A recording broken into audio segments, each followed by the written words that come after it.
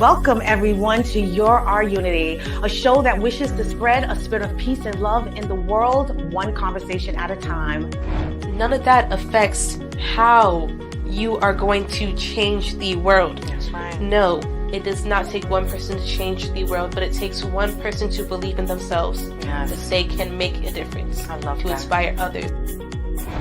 And that's why, for me, I try to make it my purpose now to try to help other people realize their self-worth. Yeah. Because it's so sad that so many of us, we get destroyed based off of what other people have to say. Yeah. I would say do it in your own way. Make sure you're doing it on your own accord and take a risk. Go out there and live your life passionately. Believe in everything that you're doing and believe in the fact that you will accomplish every single goal.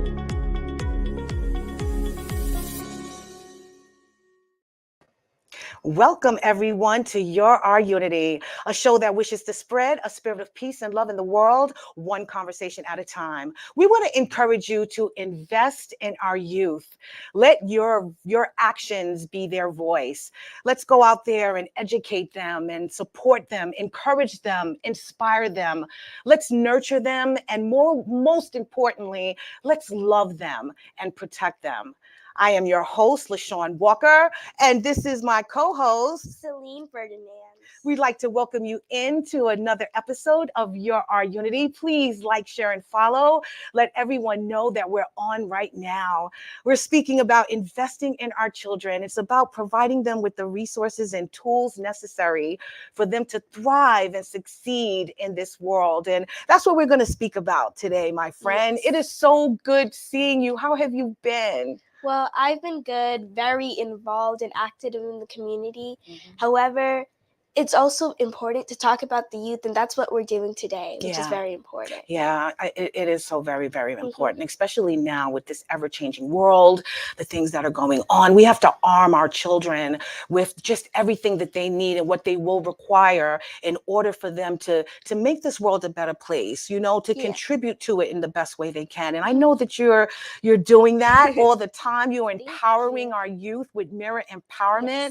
Yes. We haven't seen you in a few weeks, actually.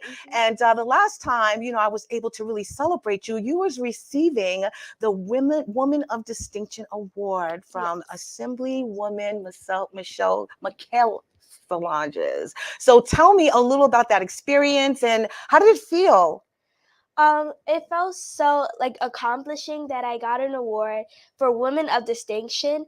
And it makes me feel so good that people appreciate what I do in the community through my nonprofit, Mirror Empowerment, to inspire the youth and everyone in my community, just to let them know that they could do it and they could just believe in themselves to achieve anything they set their minds to. Yeah, I totally agree with that. That's why I'm so happy that, I was able to connect with you at the time that I did. And you and your mom have just showed me, so much about what is going on in the community right now, and especially with our youth and the things that they're yearning for and that they need. And I know that our guest today, Michaelle Solages, she's a huge advocate for the youth and empowering them and providing them with all of the tools that they need. So we're going to speak to her today.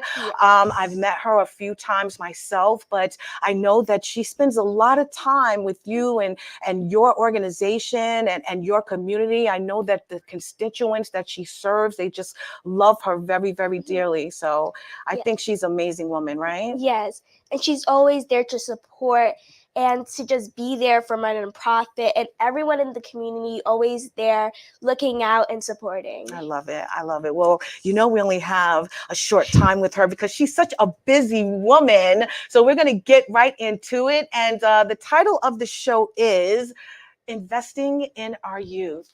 And we're speaking to Assembly member Michaelle Solages, a passionate leader and unwavering voice for the people of Nassau County and beyond. Born and raised in Elmont, Michaelle has deep roots in her community, which she proudly represents as Assemblywoman for the 22nd Assembly District, making history as the first person of Haitian descent elected to the New York State Legislature. Michaelle's commitment to equity and justice knows no bounds. As Assembly Deputy Majority Leader and Chair of the New York State Black, Puerto Rican, Hispanic, and Asian Legislative Caucus, she advocates tirelessly to ensure every individual is treated with dignity and fairness under the law. Michaelle's advocacy extends to vital issues affecting Nassau County's middle class and small businesses, including property tax relief, equitable education funding, and improved public transportation services. Nationally recognized for her work in childcare and early childhood education, she leads the charge in implementing universal pre-K and innovative family support initiatives. At home in Elmont with her family and beloved dog, Michaelle continues to inspire and empower her community through her dedication and unwavering commitment to progress. So please, let's welcome the woman building a brighter future for all, Miss Assemblywoman Michaelle Solages. How are you? Greetings. Thank you so much for this. I'm doing well. How are you doing? We're doing well. Yes. Yes, it is so great to have you here. Especially, during this time, we're celebrating so much this month and honoring so many. I was just mentioning to Celine that I was so blessed and honored to be at your event for the Women of Distinction, and where she was honored as well. So thank you so much for being here. I know you're a busy, busy woman. Well, Celine is a active community member. She does so many good things in the sense of, other youth may be, playing video games, hanging out, but she is actively in the community giving back. And just recently she was giving prom dresses to those who could not afford prom dresses. So I think that, she's just amazing. And LaShawn, you are amazing. And I thank you are Unity for having me on. Oh, thank you so much. Well, we know, as we mentioned, we have her for a short time. So we want to just dig right into the conversation. As we mentioned, we're investing in our youth. Tell us real quick, what does that mean to you, investing in our youth? Well, our youth is really going to save this world. I always joke around as a millennial saying that when I interact with these Alpha Gen or Gen Z, as they call them, I see that they really care about making our world a better place. So whether it's the climate crisis, giving back to the community, or making sure that we're protecting our community and community members, the young people are really out there changing the dynamic and making this world a smaller, more unified place. Yes, I agree. Yes. Yes, you want to ask a question? Why is it that the youth and everything that you do to advocate for the youth is so important to make this world a better place? Well, there's a quote that I love, and it's by Frederick Douglass, who was a great New Yorker, who said that it's easier to raise strong men than to fix broken ones. And I'm ad-libbing; it's not the exact quote, but at the end of the day, it's important that we provide structure and a foundation that will help build our next generation, because they will, if we provide them better education, if we provide them support where they're most needed, it will ensure that our world is a better place. And, as a young person, my parents immigrated here from Haiti looking for economic opportunity, and they provided me with the best and the brightest, and that enabled me to become an assembly member. So I just want to give back. I always look back and give back, uplift the next generation, because at the end of the day, our world would be a better place if we provide the best to the next generation. So that's just a great question. And I thank Celine for collaborating with me on so many different issues. And she's always willing to be suggesting, which, working with so many students in this 26th Assembly District, which I represent the area, Belmont, Valley Street, and Franklin Square, Floral Park, and North Woodmere. I have young people who intern in my office, and they come up with some of the coolest ideas and initiatives.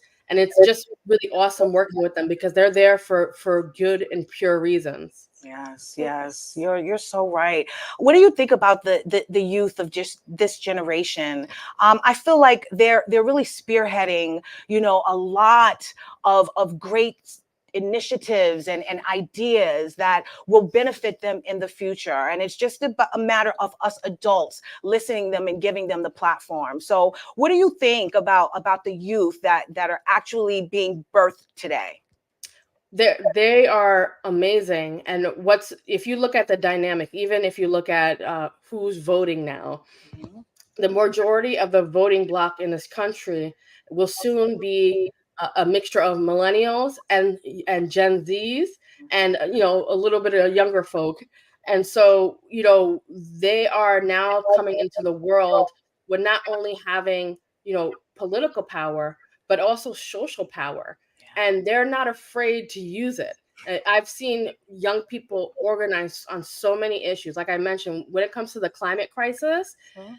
and tackling environmental injustice that happen in our community, whether it's Long Island or across this country, the young people step up and they're willing to sacrifice anything and everything to make sure that the older folks know that this is the right thing to do. And what's great about this generation is that they are on their morals and values.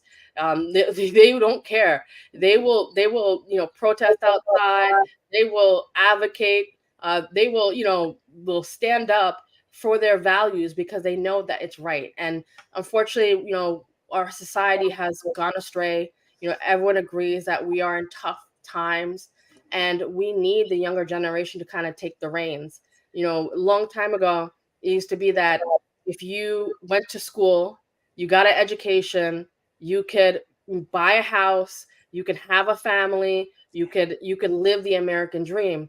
And unfortunately, that's not true because of corporate greed and other bad things in our society, bad people in our society. And I really think that the younger generation is going to turn that around. We're going to see a new American dream that they're going to create that is going to be more socially aligned with unity and making sure that we uplift everyone, regardless of their race, religion, creed, social, economic level. Everyone is going to be uplifted by this youth that's growing up right now in this time. Yes. Yeah. Yes. I love that. And especially since our youth, we're very involved in social media, and that has been a huge topic recently. And what are your thoughts on social media and how it's affecting the youth in our community today? That's a great question. So I grew up in the time, like the beginning time of social media. I remember when Facebook came out and I was in college, and it was like the most amazing thing. People would post all types of images, feelings, and it took the college campus. I went to Hofstra University.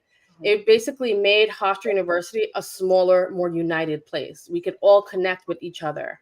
And it was great. That was the first iteration of social media.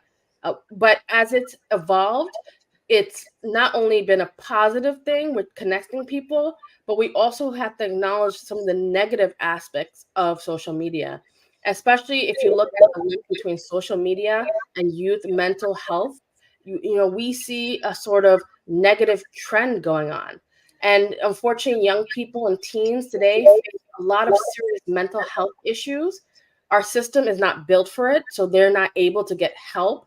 But social media is kind of putting gas on a flame.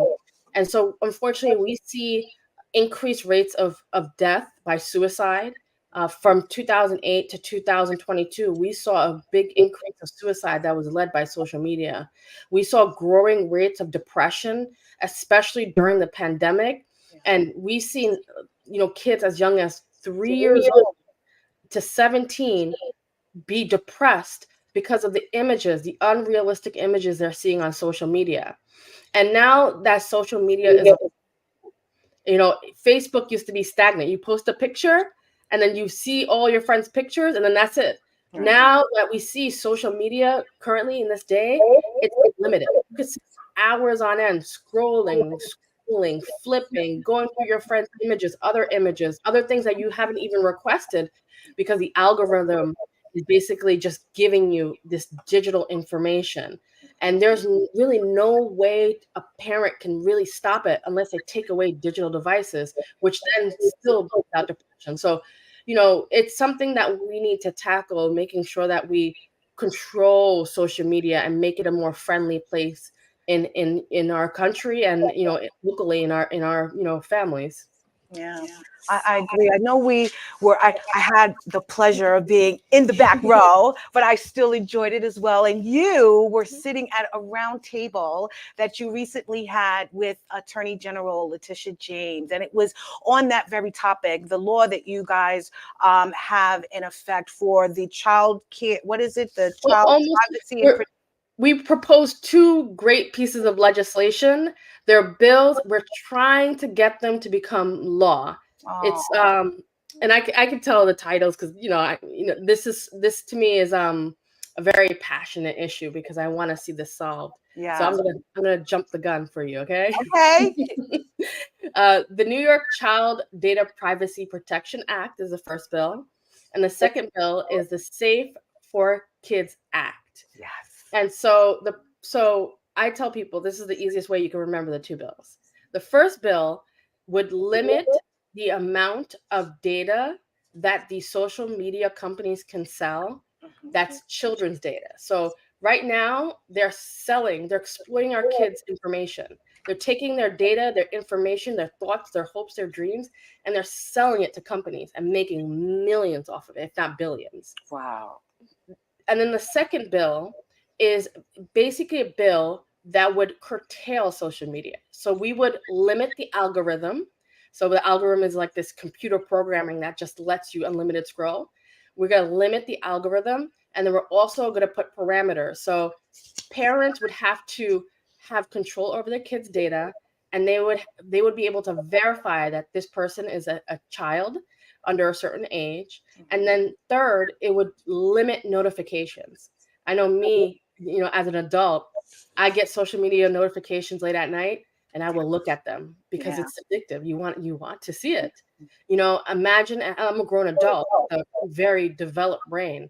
For a young child, that dopamine hit of a notification can interrupt their sleep. So we want to limit the notifications at night so that we can ensure that our kids are sleeping at night and not, you know, getting, you know, the blue light or the you know, dopamine hit of notifications and social media. Yeah, yeah. What is the age category for that? Where does it start and end? Yeah, so the first bill would basically say that if you're 13, that's when you can gain access to social media. So Mhm. certain social media companies do limit young people to the age of 13 and above. But as you know, parents sometimes, you know, give them, you know, this access, and we want to limit that. And then also it would say that if you want to be younger than 12, then you would need explicit consent from your parents. So your parent would actually have to sign some type of notification or document and verify their own age in order to gain access to this platform. Because again, we don't want to curtail parents' ability to use social media for their children, because some parents use it as, you know, a means to communicate to their kids. Like, for example, I know a parent who uses Facebook Messenger to talk to their child at night instead of giving them a traditional phone. They talk on the iPad. And so we don't want to curtail, you know, a parent's, you know, a jurisdiction over their child, but we do want to make sure that parents have ultimate access and consent in order to provide this service to their child. I love that. I love that. Well, you know, knowing that we are the adults and we're supposed to be the gatekeepers, and we're trying to come up with different ways to kind of protect our children, you know, from online predators and just things that is not wholesome for them. What can we teach our children specifically? How can we arm them with the information necessary that, you know, we're not always going to be around in order to, you know, protect them from these things? That's a great question. And it's similar to what we were told as a young person. You know, don't talk to strangers. That applies in the real world and the digital world and the social media world. You know, there are, you know, abilities for predators and malicious individuals to talk to kids. So we always have to remind our kids, hey, don't talk to strangers.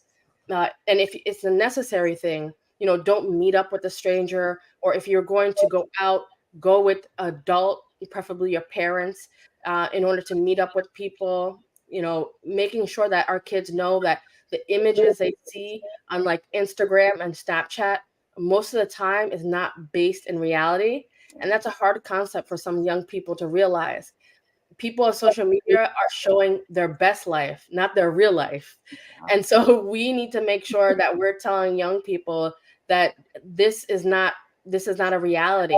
1 in 3 girls have experienced depression looking at some of the images that they've seen, whether it's body dysmorphia, which means that they're looking at someone else's body and thinking that it's a real life thing. We have to show these young people and talk to our young people and tell them that these images that we see on social media, especially if it's like a grand life, people showing their wealth, showing experiences, are sometimes not realistic. Social media is sometimes it's at times it could be a show. It's it's entertainment, and it's not something that you should be replicating at all times. If you see something good like Public Good or Celine, showing off all the good things that she's doing online, that's something that you could replicate. But the lavish lifestyles or the images of certain people should not dictate your self-worth. So having these conversations, especially with young girls, is very important. And making sure that we are always in communication with our young people and try to not monitor what they do, but sharing that experience with them. Making sure that they can build that trust with you, that they're willing to share these things and share these feelings and know that they can get help if they need. And another thing with social media is online scamming, where they make things seem appealing when they may not be the actual truth. And with scamming, how do you plan, or what are your thoughts of how to touch upon that? Yeah, so the New York Child Data Privacy Protection is a great bill because it allows us to curtail that possibility of identity theft. So as you hear, there's a lot of hacking going on. There's a lot of cyber security issues that we see. People are always getting into our accounts, hacking our information and stealing our personal information. It's just what is happening in this wild, wild west of the internet. And so passing this bill would enable us to put strict requirements around children's information so they're not stolen. But I also tell people, be smart about how you use the internet. Especially for young people, they shouldn't be putting any personal information online, even with your username. People love making a username like their name and their birthday. That's not a good idea. Putting your email up online or your phone number, that is not good either. Being smart. Like if you wouldn't put your information on a billboard, you should be careful putting it up on social media because it's a digital billboard. And so I tell people, be safe, making sure that also you have 2-step notifications on your devices and phones. And, just, being smart about, the websites that you're signing on to, and using the right, payment mechanism to pay for things. So like a big thing is that people try to put their credit card on these mysterious websites, but they should be using online applications like Apple Pay, Google Play, PayPal, Shopper, to be able to build a firewall against, malicious people from stealing your information. Right. Yes. Right. That's good information. Well, we know that you're a huge advocate for the youth. You are an advocate for early childcare. You want to make sure that every youth in every community receives equitable resources and tools. So share with us, the types of initiatives and programs right now that you're fighting for in Albany and how it's going to benefit not just your local community, but other communities as well. So just recently, actually like a couple of days ago, we passed a New York State budget. Similar to your house, the state, takes all of the tax money and comes up with a plan of how to spend this money in our community. And this year we did a bunch of exciting things for the young people. So we started an initiative called New York Swims. And so we want to ensure that people know how to swim. Unfortunately, especially for Black and brown folk like us, people of color, we don't have access to pools and other swim facilities. And so in the budget, we allocate $1 million to build more pools in our community and also programming on teaching people how to swim, because a drowning is a preventable death. If we teach everyone how to swim, we can ensure that they won't drown, whether it's in a pool or in the ocean. They'll have the tools to save themselves, which is really cool. Yes, I agree. Yeah, I and don't then know how to swim. no, And I don't know how to swim because, again, back in the, I don't want to say the year, but back in those days, you know, they didn't promote that. The people in my community that we learn how to swim. So I've just never had the desire. I mean, I've tried a few times. So I love that initiative. And I think that's going to be wonderful. How do you, you know, bring, because you live in a very diverse community. How are you making these programs and services available to everyone and reaching out to them? So we're working with the local governments and other entities to start, you know, building these pools or providing these classes. Many people don't realize there's actually swim classes available for themselves. So like the place that we live, Selena and I live, we live within the town of Hempstead, and they actually have swim classes at a free or no, you know, no cost or little cost, and you can learn how to swim. And the classes usually open up like in May, June, so you can sign up for the classes, and through the summer you can learn how to swim, and that's for young people. They also have a lot of lifeguard jobs. So if you do know how to swim, you can actually become a lifeguard and get paid, you know, some money during the summer, ensuring that people know how to swim safely. You know, these resources are available, but sometimes they just, like, our community doesn't have the information, you know? And so, you know, I'm going to be posting about it on my social media, Solage NY. I encourage everyone to, you know, go out and look for those resources. Most public schools have programming available that teaches you how to swim. And, you know, it's great. And I encourage everyone to participate. We also put in the budget a study to look at how we could implement universal after school programs. And that's a big deal, because after school from the time of 3 to 6 is where most kids get in trouble, you know, because they don't have stuff to do, you know, there's not many activities. And so as a state, we said we're going to do a statewide study of how we can implement of after school program in every school. And it's going to be pretty cool. It's a 1-year study, and we're going to look at it. And I'm going to be one of those people pushing for universal after school programs, because we need it. You know, there's parents who work for, you know, long hours, non-traditional hours, and children are looking for opportunity to be a part of something. And I think that's right now the youth, you know, some youth are, you know, struggling in life.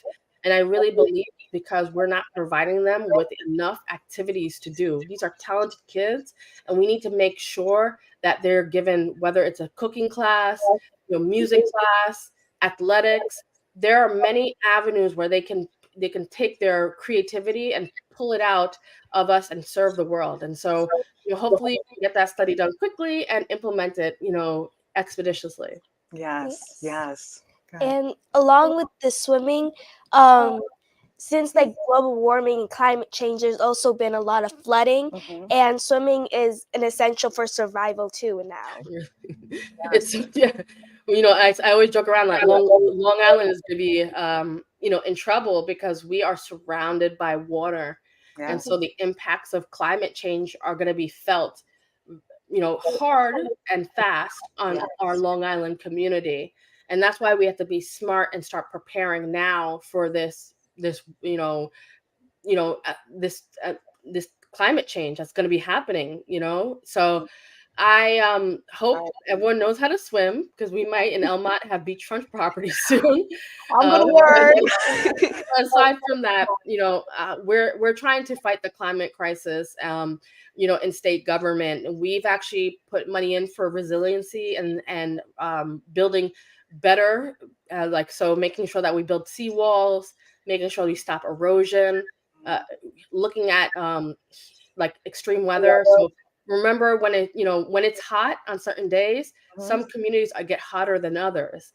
They Yes. call them heat spots. Yeah. And so in the budget, we actually allocated millions of dollars to plant more trees in New York State. So it's Tree New York program. So under the governor's leadership, we're going to be planting like 275 million trees throughout the state.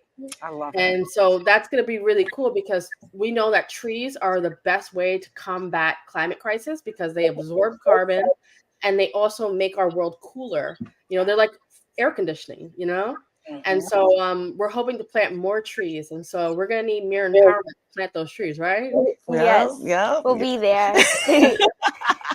So with all of these initiatives and programs that you have, how are you galvanizing not only, the government, but also the community, the parents, to let them know that these things are important and that they also need to get involved?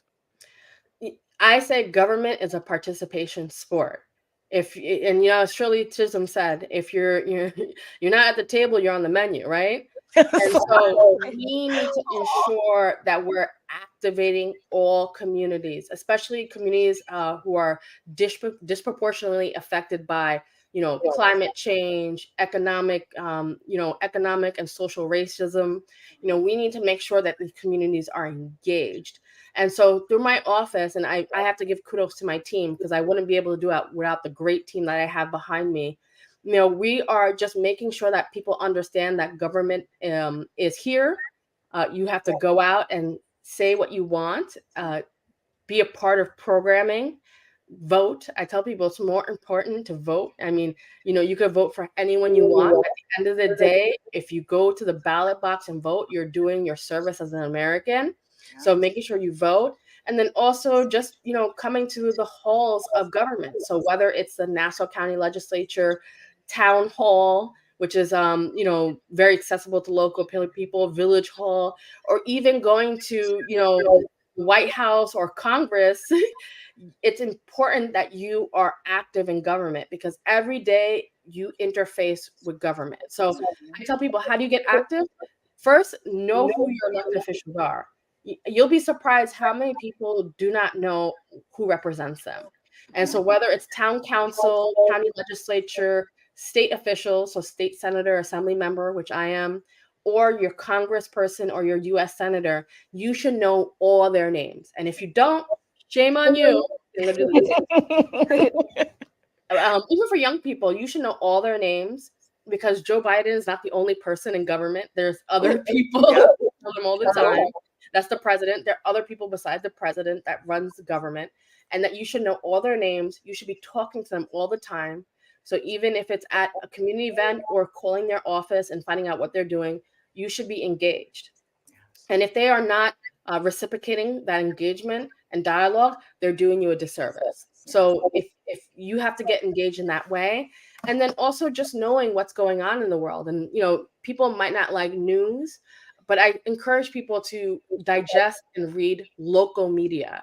So like your Long Island Heralds and your other, local papers, that's where there's a lot of community news. And that's the news I think that people can find out more about what's going on in their neighborhood than the rest of them.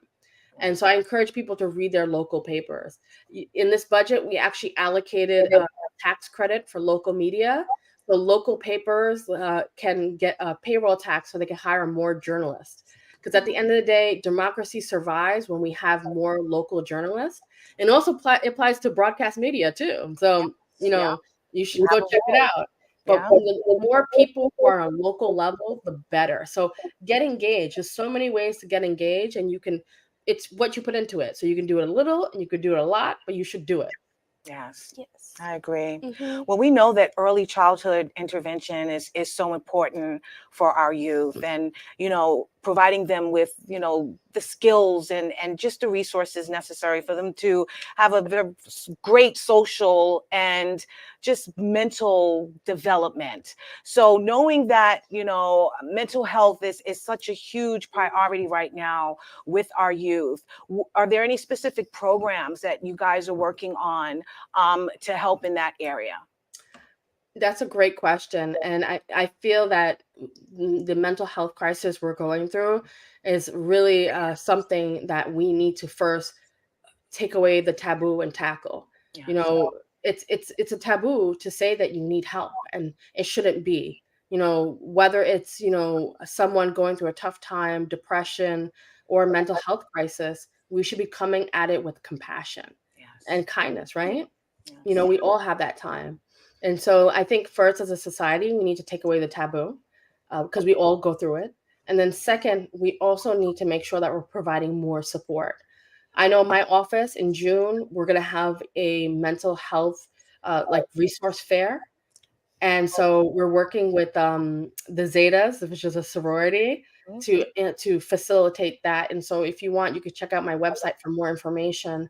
But you know, what we're doing in the state is making sure that we provide more mental health beds, especially pediatric mental health beds, which is some of the hardest beds to find. And you know, when I say beds, people think of it literally as a bed, but it's really just as a place where a youth can go and decompress or get provided with medical resources to be able to make themselves better. And so if you look at the trend because of COVID, we've actually gotten rid of a lot of mental health beds, and we have also gotten rid of a lot of pediatric mental health beds. And so kids going through crisis really don't have anywhere to go. They go to the ER. You know, that's the ER is a great place for broken bones and for, you know, for illnesses and injuries. Yeah. When it comes to mental health treatment, which is sometimes a disorder just mentally in your brain, it's, you know, you have something, you have a disorder and you need support. You know, the ER is not the best place. So we need to be creating spaces where people can go to get that help. And so we're trying to allocate more funds and resources for that. And in addition, for people who are going through, you know, adults who are going through crisis, we want to actually start a mental health court here in New York State. So right now, if you interface with the criminal justice system and you have a mental health illness or disorder, you're put in with general population. And so a lot of people complain to me like, "Oh, I can't go to the city. The city is a dangerous place because the homeless are walking around." You know, we see a lot of homeless people doing malicious and evil things to individuals, and it's not done in a malintent. It's because they're going through mental health crises. And when they go to, you know, court or jail or prison, they're not being given resources to make them better. They're actually being, you know, put in a space and they're coming out worse. So in New York State, we're trying to start a mental health court statewide.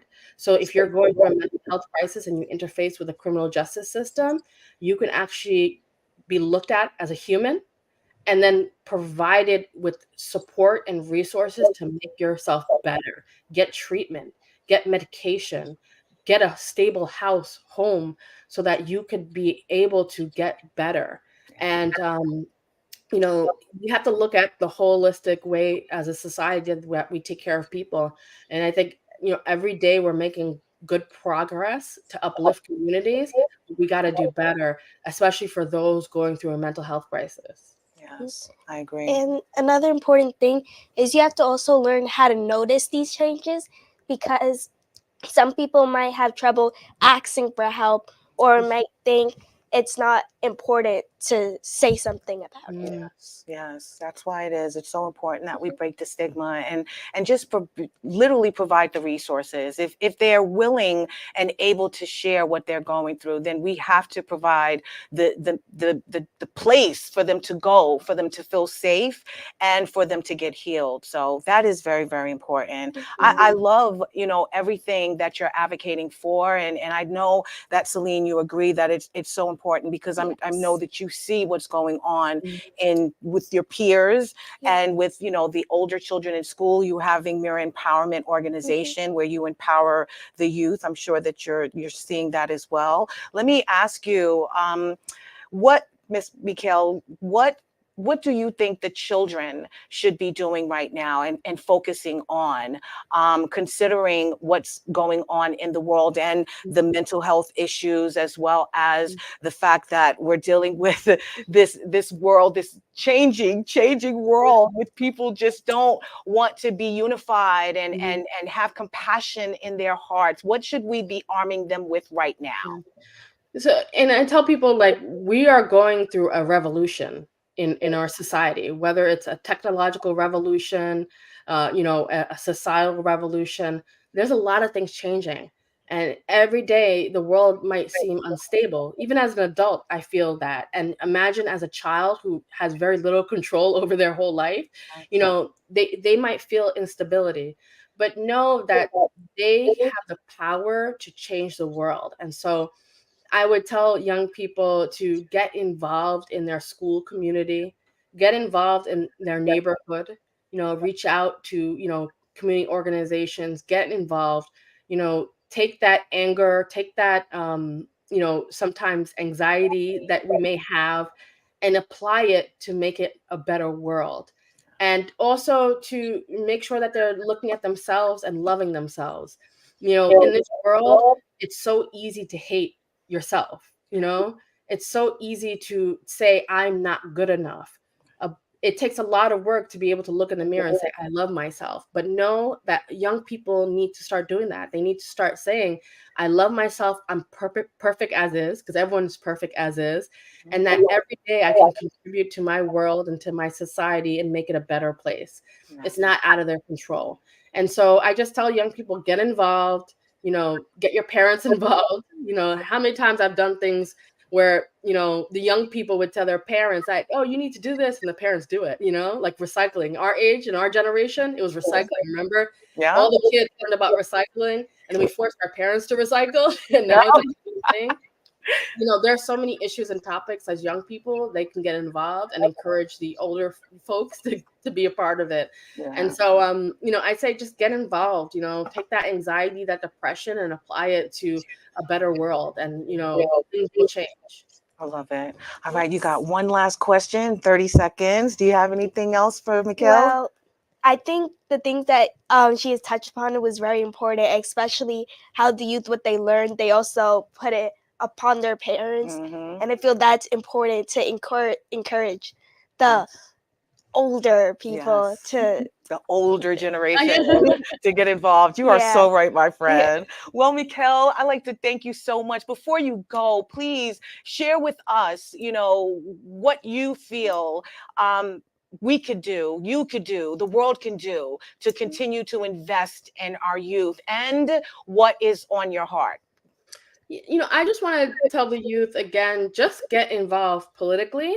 Now you see a lot of incivility, which means like there's a lot of fighting going on amongst different political parties.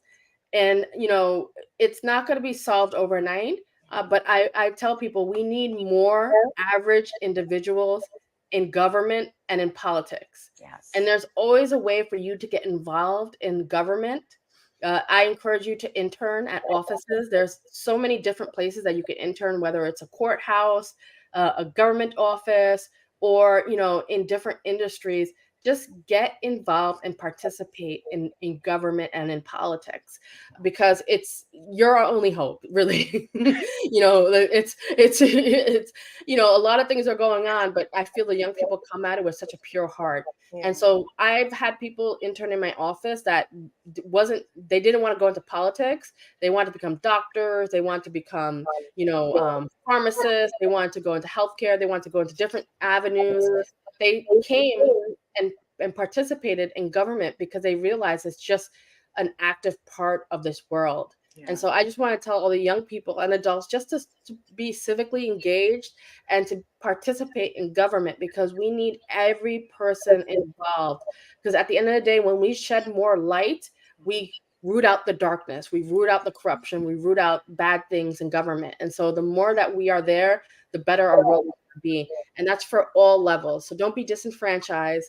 Just be a participant, be an upstander, not a bystander. Yes, Mhm. yes, I love that. And I think it is important to encourage them that politics is not as scary as it may seem, you know, and once we encourage you and inspire you to get involved, those changes will definitely be made because they're coming from a pure heart that we've helped instill that in, you know. So Yeah. I think that's wonderful and excellent advice.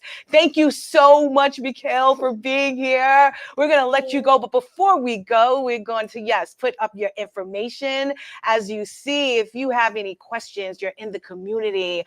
She answers all questions, all emails, all calls. Am I correct, Michaelle, in saying that? Yes, yes. It's a gargantuan job, but we try to respond to all types of inquiries and messages, and so we welcome you to stop by or to give us a call or reach out digitally. All right, perfect. We love you so much. Thank you so I much adore for you guys being too. Thank you here. for having me on the show. This was great. Oh, Mhm. thank you. We want you to come back definitely, but I know that you're busy. So, yes, we're going to let you go. You have a wonderful evening, and we will see you soon, okay? See you soon. Bye. Bye bye. That was really great, right? I learned Yes. so much, and I'm Mhm. glad that they're actually working. She's working behind the scenes to help out the youth. These are Yes. conversations that aren't in the news yet, but they're happening behind closed doors right now with the right people to bring them into light. I love that. Yes. What did you find most impressive about what she was saying? I mean, I know that Child Care Act, Child Privacy and Protection Act is huge, but what in particular did you feel? Well, sorry. Mm-hmm.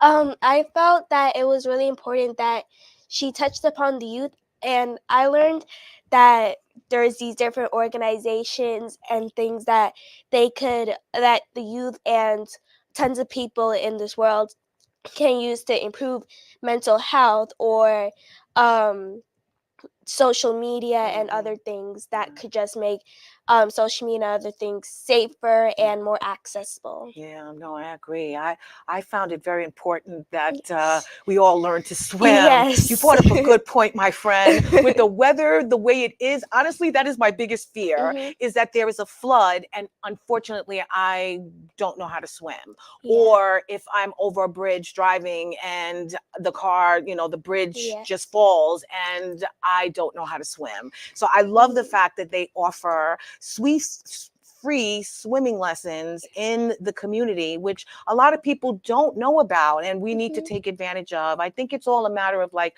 looking at our local community calendar, Yeah. going down to the library, taking advantage of the community information that is available to us and actually utilizing it so that Yeah. we can be a better community and we can grow as a people, right? And another thing with global warming and other things that I feel like we also have to learn how to adapt, especially with it's getting hotter and with all Hmm. the greenhouse gases like trapping in all the heat. Yes. We have to learn how to adapt and use our resources Well, wisely. you see that going on. I Mhm. mean, with the weather, we having these crazy weather events in different areas that Mhm. never experienced them before.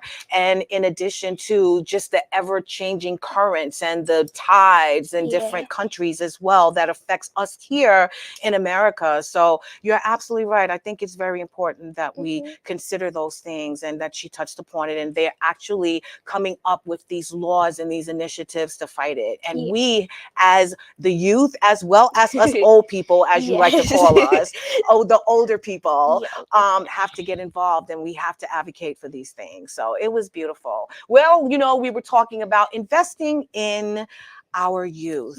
You Yes. do it all the time, my friend, and Uh-huh. I am doing it as well. I want to make sure that they are happy, they are whole, they are protected, they're educated, informed, and Mhm. most importantly, I want them to live and not just survive in this world. So this past weekend, we partnered up. You know, I usually Mhm. have our Unity prom dress giveaway, but this year we partnered up and we decided to do a prom dress and a suit giveaway.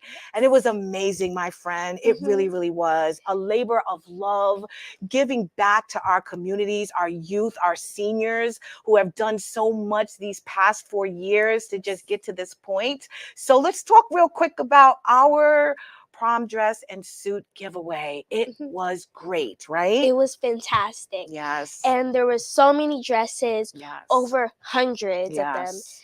And it honestly made me smile when all the girls and gentlemen, when they picked their dresses and suits, Mhm. it made me smile that they smiled when they got the opportunity to choose a dress. Yeah, you know, that's what made me very happy as well. It's Yes. the smile on their faces. Mhm. And to know that every last one of them that did come in there, they walked out with an outfit or two that they Yes. really enjoyed, and they looked beautiful in them. I didn't want to show any pictures of the beautiful models that came down that runway because we don't want people to see what they're wearing to their prom. It's going to be a secret. Yeah. We show the pictures at a Mhm. later date, And it but has to be a special it has to surprise be a too. special surprise. We don't want to put them on blast too soon, right? Yeah. Yes, you get it. You understand. But it was really nice. And what I loved again was even the parents. The parents loved the fact that we were, you know, putting on this event. It's just one less thing for them to worry about. Prom is not cheap, and Yes. you want to look your best. You want to give your best. You want to show up at these lavish places that they're holding them at, but you don't want to have to worry about, you know, eating ramen noodles Yeah. for the whole entire week in order for your child to experience that. So it was a blessing that we partnered with the PTSA of Elmont Strong, to have it at their junior cafe at Elmont Memorial High School. And it was beautiful. We also had a donation, which was priceless, I feel, from Jose A. Bank, which is a clothing store. And they donated a free tuxedo rental, and we have a winner. We will be announcing that winner at a later date, and that is actually Michaelle Solages' brother, Carrie Solages. He was there, and he actually donated a suit as well. But it was really great, and we also received free haircuts. We have a Yes. free makeup session that we raffled off. So the young ladies and the gentlemen, they definitely received a treat from our unity as well as Mirror Empowerment. And I can't wait to do it next year. I want to go from town to town and region to region, just giving back to the community in any way I can. So you never know what town I'll be in next year, but please look out for it. And we will be posting information on the event as well. We, you know, basically put on this event so that we can give back to the community in any capacity that we can. So I know that you have an Yes. award ceremony coming up for Elmont High School. You donate to their scholarship program. Yes. So tell me a little about that. So basically, through my nonprofit Mirror Empowerment, and our fashion shows and all the different fundraisers we do, we're raising money for the Elmont Memorial High School scholarship, and and they write an essay and we read it over so that we can elect them so they could get money for books or to pay for their college funds. I love that. I love that. This year I've decided as well, because I believe last year I contributed to Elma because, you know, it's very dear to my heart. I love that community. But as you know, my partner, who is no longer here, my beautiful best friend in the world, Sandy Cabrera, I initiated a scholarship in her name for Uniondale High School, where she actually worked and where she went to school. And I'm just taking a little note from your book, my friend, and everything that you do in order to give back and to serve these youth that we have in our community. It's so important that we empower them. As Michaelle mentioned, you know, we want a better world, you know, and you guys are our only hope. So how do you feel about that? You being this young girl that's doing so much in your community, do you feel the weight of the world on you and in all that you do and all that you're pursuing and all that you hope for? Well, honestly, I feel like it's a little pressuring. However, I feel very accomplished and confident that us youth can do this and will make this world a better place. I love that. I love that. What are you pouring into, you know, your peers? You know, you're about to go into Elmont High School as well as a seventh grader, I understand, but you will be around these high school students. So now you're around older kids and you're still young, but you're around these older kids. How are you in all that you do, try to encourage and inspire and empower them with your Well, presence now in that school? well, personally, I feel that I just have to keep an uplifted spirit so that I can encourage others to do the same and just be a role model and the bigger person so other people can also grow and learn. Yeah, no, I think that is so important. As Michaela also mentioned, there's so much going on in the world today, and so many differing opinions, and so much hatred. It's unfortunate, I feel generated from us old people, us adults, Older people. us No, old people that just don't want to change the way we think, the way we feel. And, it's unfortunate that it kind of trickles down to our youth. What do you yes. think about that? How do you think that we can change that so that you guys are only getting the best of us every single day? Well, I feel that we should encourage our parents and older people to follow and to learn more about our world and how social media and climate change and everything else is affecting their children, their grandchildren, and other people. Yeah, that's what's important. Yeah. That they need to realize what we do, it affects you guys.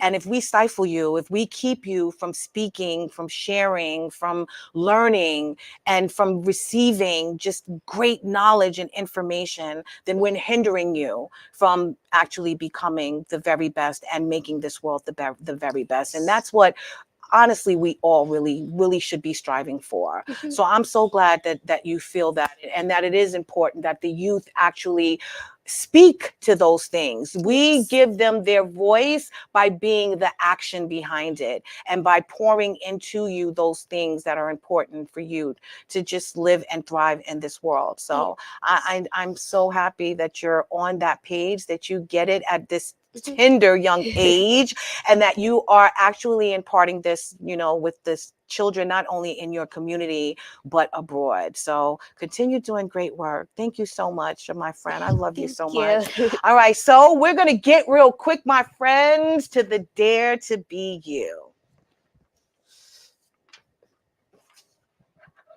The Dare to Be You is: investing in our youth isn't just about securing our future. It's about empowering the present. It's about nurturing the seeds of potential today so they can blossom into the leaders, innovators, and change makers of tomorrow. Our investment in them is an investment in a brighter, more resilient, and compassionate world. So let's invest in our youth today for a brighter tomorrow. Let's provide them with the resources, support, and opportunities they need to thrive.